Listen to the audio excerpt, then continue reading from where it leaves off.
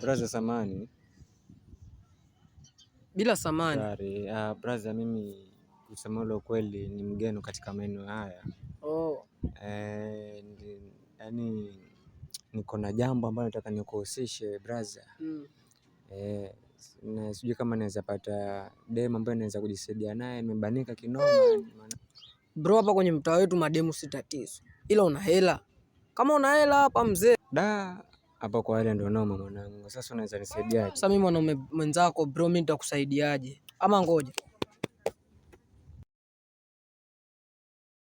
What?